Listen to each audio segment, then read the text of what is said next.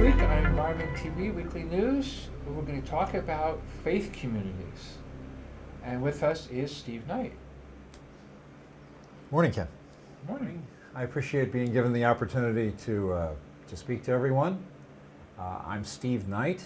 I'll say a little bit about myself. I'm an Episcopalian. I belong to an Episcopal church on the east side of Manhattan. I have for about 20 years. I've been active there, served on their vestry, their board. I'm also a co-founder of their Peace and Justice Ministry.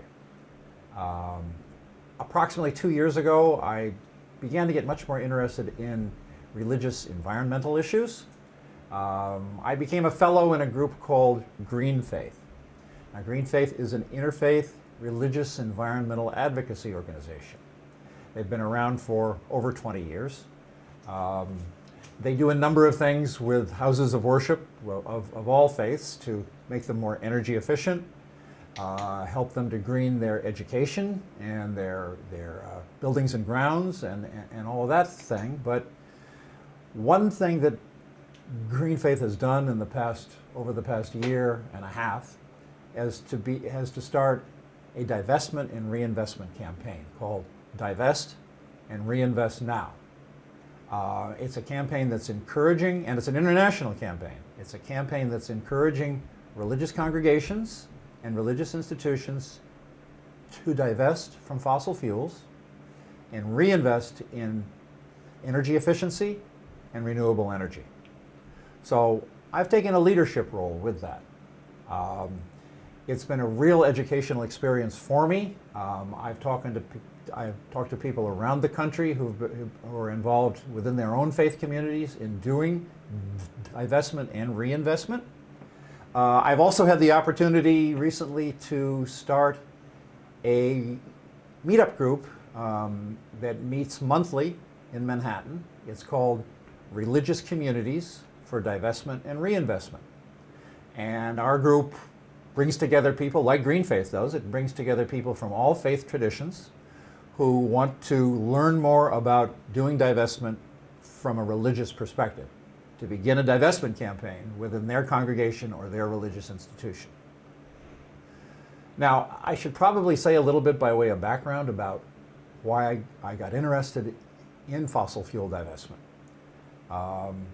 I think it's important to keep in mind that most of the work that we religious divestment people do is no different than what someone involved with fossil fuel divestment from a non-religious perspective would do. We understand the same science. We understand that, as we have learned from the Carbon Tracker report, that at least 65%, maybe 80% of known fossil fuel reserves must stay in the ground if we're going to avoid having an average worldwide temperature increase of about 2 degrees Celsius by 2050. Those reserves must stay in the ground, we're told. So the question is, how do we get to that? People have pursued various strategies on this. Some have tried going to government. Some have tried going through the United Nations. Some have tried going to corporate leaders. They've tried as shareholders to go to annual meetings of corporations and bring resolutions asking for these corporations to change their behavior. Unfortunately, while they're all well-meaning, none of these strategies have really worked. So what we in the divestment community believe is that now is the time, if we're going to have real meaningful change in our carbon emissions so that we have a sustainable future, for us to pursue divestment as a strategy. Now again, as I said before, we in the religious community, for the most part, work our divestment campaigns the same as any non-religious group would. But there is one crucial difference, is that in faith communities, we're dealing with the moral and ethical core of our faith traditions. Now, for example, I'm an Episcopalian. I'm part of the Christian faith.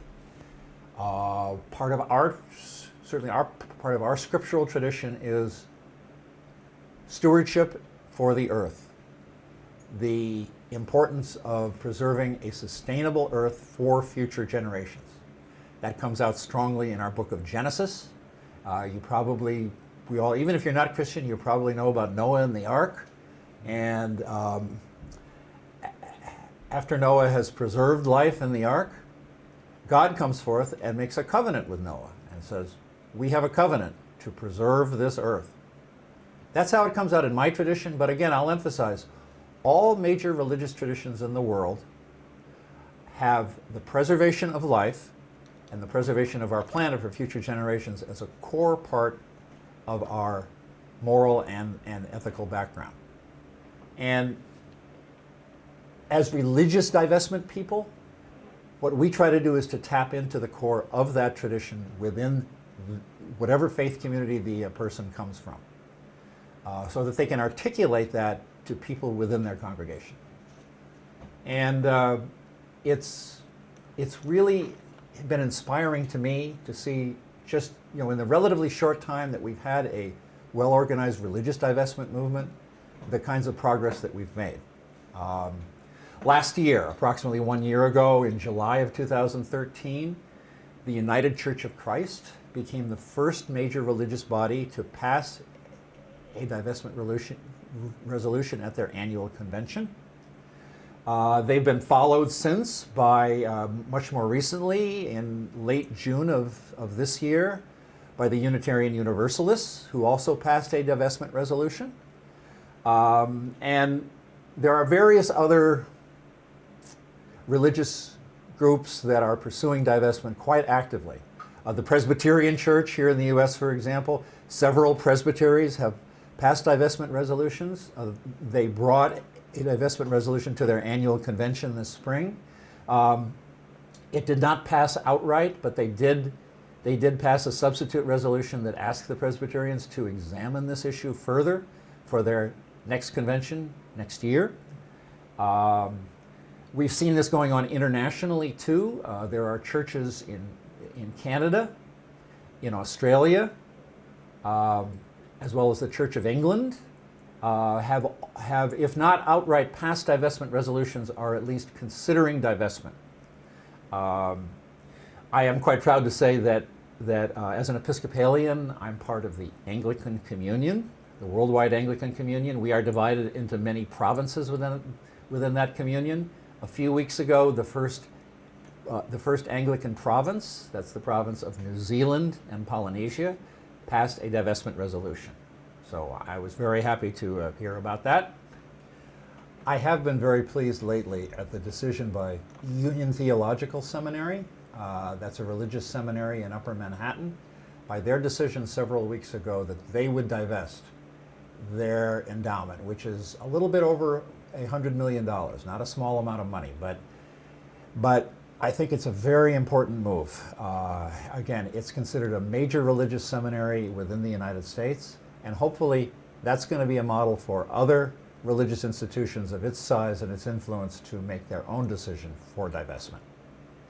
And I think going forward, it's really important for us to keep in mind that there are many people of faith out there who are hungering for a more responsible investment of their institutional resources in investments that will preserve the future of the planet. And we think that fossil fuel divestment and clean energy reinvestment are an important part of that. Now again, I'll talk a little bit just for a moment from my Christian perspective, if you don't mind. That's why you're here. In Christianity, we have both the crucifixion and the resurrection. And the resurrection part of that is the hope. Key to our faith tradition is that we have hope for the future. That's where the reinvestment comes in. Once a religious community has divested, where do they put their assets? There are plenty of places right now, some of them just being formed as we talk, that are giving investors more and more choices about doing fossil-free divestment. I could speak a little bit about some of the individual firms that are doing that. I'm not sure, frankly, if you want me to do that here for this forum or not, but I mean, I could mention that, for example, there's a fossil-free index fund that was just put out by FTSE, FTSE, and BlackRock. That's been offered on the market. There is a company called Green Century Capital that offers fossil-free investment vehicles, as well as there are many other investment products. There are fossil-free plays, for example, in real estate or in other kinds of assets where investors are being directed towards investing in a way that will preserve the planet for future generations. So again, I'm really happy to be here and to be talking about this movement. I think that it's wonderful that we have a divestment movement that's been picked up by colleges, universities, by nonprofit institutions, civic institutions. All of these types of institutions are pursuing it, but as a person of faith, I'm really happy to see that there's an increasing number of religious communities that are becoming involved in divestment and reinvestment. So that's kind of where I'm coming from this morning.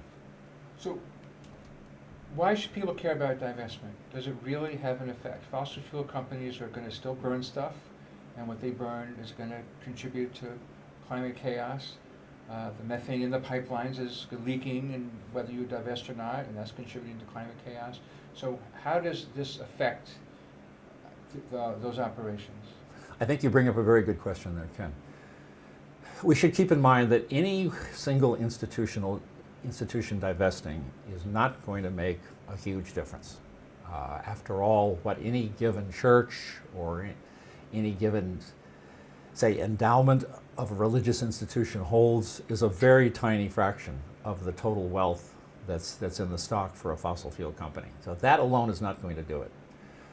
What we really hope to do in the religious divestment movement is to change the conversation, to make it morally unacceptable for people of faith, either as individuals or as members of institutions, to hold shares in companies that are going to make the planet unsustainable for future generations. Now again, as I mentioned earlier, some have pursued an opposite strategy from divestment. They've pursued what's usually called shareholder activism. There's a group here in New York City, for example, called the Interfaith Center for Corporate Responsibility that has done a wonderful job with that over the years. They work with many religious institutions and they encourage them, don't divest, hold your shares. As long as you hold your shares, you can go to annual meetings and you can speak and you can present resolutions that will hopefully change the behavior. Well, I really respect greatly what they've done. I respect shareholder activism in general. In some ways, it's opened up a conversation in fossil fuel companies about the possibility of changing their behavior, but ultimately, it really hasn't worked. There has not been, at least that I'm aware of, a single shareholder resolution that's ever passed at an annual meeting of a fossil fuel company that has significantly changed the behavior, the ordinary business operations of that corporation. So, unfortunately, that's a strategy that I don't think is going to succeed. Well, don't the officers of the corporation control most of the stock in that corporation?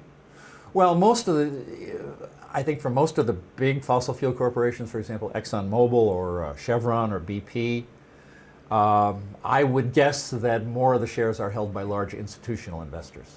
And the large institutional investors do play a significant role. They are listened to because they simply hold so many shares of stock. That's one reason why, to speak about my non-religious side as a divestor, I'm a member of 350 NYC's divestment group. And right now here in New York, we're pursuing campaigns encouraging New York City and New York State's pension funds to divest. Both of those pension funds hold large amounts of shares in fossil fuel companies. That could potentially be huge. But again, in the religious community, we speak from a moral and ethical core about this, that holding these shares is morally and ethically unacceptable. And earlier this month, the World Council of Churches made an announcement. Mm-hmm. Tell us about Sure. that whole thing. Well, the World Council of Churches, understand, is an umbrella Christian organization. It's composed of approximately 350 churches, church denominations worldwide.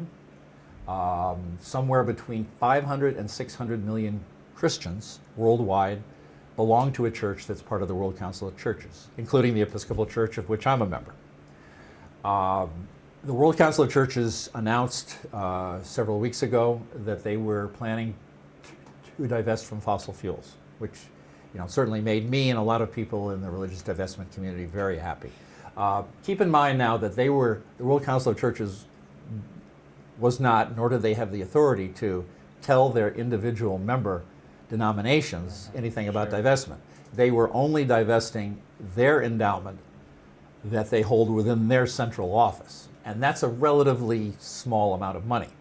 The really cheering thing, I think, about the World Council of Churches decision is that hopefully it will set a standard that many of the member organizations will follow in choosing themselves for divestment. Has it? Well, it's too early to say right now. We're only talking about 3 weeks after they announced. So, Ken, I think you are going to see that happen, and with some increasing speed amongst religious denominations, but it's a little too early to say for that particular thing. I'm just wondering what kind of discussions you may have heard since that announcement that I would not have heard. I've mainly been talking to people who are also divestment activists within religious communities, and they, like me, do believe that some good things are going to come from this. Because, again, when we talk about the World Council of Churches, we're talking just about Christian houses of worship. But you're really talking about most of the Christian houses of worship in the world fall under their umbrella. So, again, it's between 500 and 600 million people are members of those churches. If a significant number of those churches decide that they will divest, that's going to be huge. And personally, I think that's going to happen. Wow. With what speed, I don't know. I think it's going to happen. Well, thank you very much for speaking to us on Environment TV. You are most welcome, Ken. It's been a pleasure. Have a good day. This is Ken Gale for Environment TV Weekly News. When the air or water are clean, thank an environmentalist. If not, become one. Enough said.